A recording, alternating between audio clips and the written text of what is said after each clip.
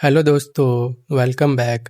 आज की इस वीडियो में हम बात करने वाले हैं एक न्यू वैकेंसी की, जो कि आई है भारत पेट्रोलियम की तरफ से, जिसमें नॉन मैनेजमेंट पोस्ट के लिए वैकेंसीज निकाली गई है, जिसमें आपका स्टार्टिंग पे स्केल रहने वाला है 26,500 से 34,000 तक रहने वाला है।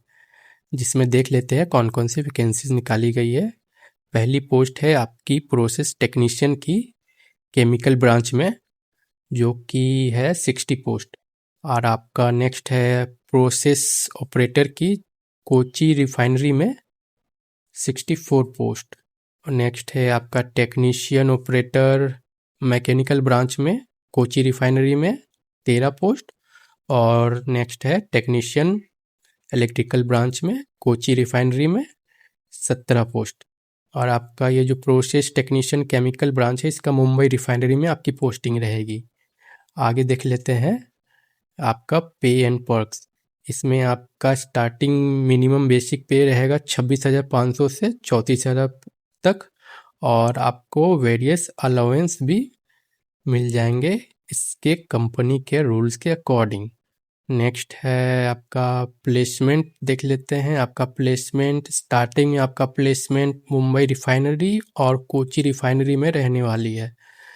और आपका क्वालिफ़िकेशन में देख लेते हैं। क्वालिफ़िकेशन एंड एक्सपीरियंस में आपका क्वालिफ़िकेशन में आपका डिप्लोमा मांगा गया है, जो कि फुल टाइम रहने वाला है। और आपका 1 साल का एक्सपीरियंस भी मांगा गया है, या फिर आपका 1 साल का अप्रेंटिसशिप अगर आपने किया हुआ है तो आप इस फॉर्म को अप्लाई कर सकते हो।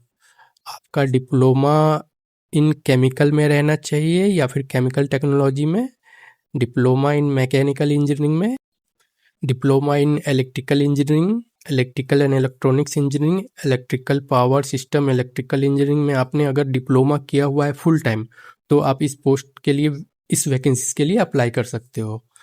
जिसमें आपका टोटल पोस्ट, तो हमने बात नहीं किया, टोटल पोस्ट आपका रहने वाला है 154। और आगे देख लेते हैं। अगर आपने डिप्लोमा किया हुआ है तो आप इस फॉर्म को अप्लाई कर सकते हो, प्लस आपके पास 1 साल का एक्सपीरियंस रहना चाहिए, या फिर आपने अगर 1 साल का अप्रेंटिस किया हुआ है तो भी आप इस फॉर्म के लिए अप्लाई कर सकते हो। और इसका रूल्स देख लेते हैं आपका। इसमें देख लेते हैं एलिजिबल डिप्लोमा डिसिप्लिन।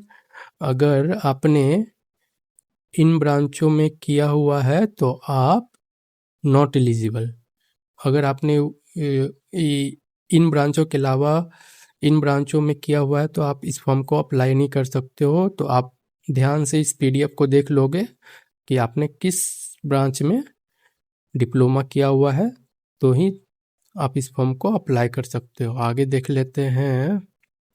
अगर आपने अगर आपने 12th के बाद डिप्लोमा किया हुआ है तो भी आप इस फॉर्म को अप्लाई कर सकते हो, लेकिन अगर आपने बीटेक किया हुआ है तो फिर नॉट एलिजिबल, आप इस फॉर्म को अप्लाई नहीं कर सकते हो। और आगे देख लेते हैं इस पीडीएफ में और क्या दिया गया है। आपका मिनिमम एज 18 साल होना चाहिए और मैक्सिमम एज 25 साल। और आपको अपने कैटेगरी के अकॉर्डिंग एज में रिलैक्सेशन मिल जाएगा, जो कि ओबीसी के लिए 3 साल, एससी एसटी के लिए 5 साल, पीडब्ल्यूबीडी के लिए 10 साल रखी गई है। और आपका सिलेक्शन देख लेते, सिलेक्शन आपका सीबीटी लिया जाएगा, जो कि रहेगा 100 मार्क्स का, 100 क्वेश्चन। और आपका टाइमिंग 120 मिनट दिए जाएंगे। और आपका 60 मार्क का डोमेन नॉलेज, यानी आपका ब्रांच पेपर। और नेक्स्ट आपका जनरल एप्टीट्यूड 40 मार्क्स है। टोटल हो गए 100 क्वेश्चन। और आपका इसमें नेगेटिव मार्किंग है कि नहीं? नो नेगेटिव मार्किंग, आपका इसमें कोई भी नेगेटिव मार्किंग नहीं है। और नेक्स्ट आपका इसमें और क्या दिया गया है आपका, उसके बाद नेक्स्ट स्टेज है आपका स्किल टेस्ट लिया जाएगा सीबीटी के बाद। और आपका इसके बाद नेक्स्ट और क्या दिया गया है देख लेते हैं इसमें। और एससी एसटी पीडब्ल्यूडी ईएसएम को कोई भी फी पेमेंट नहीं करना है, यानी कि अगर आप इस कैटेगरी से बिलोंग करते हो तो आपको कोई भी फ़ी पे नहीं करना है। अगर नेक्स्ट देख लेते हैं आपका इंस्ट्रक्शन, और तो हो गया सब कुछ मैंने बता दिया है। अगर देख लेते और भी कुछ रह गया है तो हाँ, आपका एप्लीकेशन फ़ी रहने वाला है 590 रुपये जनरल EWS और OBC के लिए, और SC ST PWD के लिए तो आपको कोई भी फ़ी पे नहीं करना है। और तो इसमें और तो कुछ नहीं दिया गया इस PDF में। हाँ, आपका एप्लीकेशन, आप इसका ऑनलाइन एप्लीकेशन 29 जुलाई से अप्लाई कर सकते हो, और लास्ट डेट फॉर्म अप्लाई करने की 13 अगस्त रखी गई है। और आपका CBT सितंबर मंथ में लिया जाएगा। और आपका तो CBT तो बस हो गया, इस PDF में तो इतना ही दिया गया है, और तो इसमें और कुछ नहीं दिया गया है। और आप इस फॉर्म को कैसे अप्लाई कर सकते हो, चलिए देख लेते हैं। इस फॉर्म को अप्लाई करने के लिए आप इसके ऑफिशियल वेबसाइट पे आ जाओगे। उसके बाद आपको करियर टैब में क्लिक करना होगा। उसके बाद आपको यहाँ पे करंट जॉब ओपनिंग में क्लिक करने के बाद आप यहाँ पे इसे देख सकते हो, इसका एडवर्टीजमेंट, इसमें कौन कौन सी वैकेंसीज आई है। हम इस वैकेंसीज की बात कर रहे थे, इस एडवर्टीजमेंट की, जिसे यहाँ पे आप क्लिक करके इसका एडवर्टीजमेंट डाउनलोड कर सकते हो, और इस लिंक पे क्लिक करके इस फॉर्म को अप्लाई कर सकते हो। चलिए इस लिंक पे क्लिक करते हैं।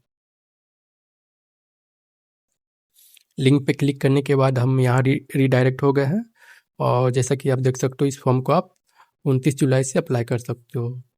आपको अप्लाई करने के लिए click here for new registration पे क्लिक करना होगा, और उसके बाद आपका एक नया टैब खुल जाएगा जिसमें आप अपना नाम, middle name, last name, mobile number, email ID वगैरह देके सेव एंड नेक्स्ट पे क्लिक करके इस फॉर्म को आसानी से अप्लाई कर सकते हो। तो इस वीडियो के लिए इतना ही, मिलते हैं आपको नेक्स्ट वीडियो में। अगर आप इस फॉर्म के लिए एलिजिबल है तो अप्लाई ज़रूर करना। अगर आपके आसपास अगर किसी ने डिप्लोमा किया है तो आप इस वीडियो को उनके साथ शेयर भी कर सकते हो। चलिए मिलते हैं आपको नेक्स्ट वीडियो में एक नई अपडेट के साथ।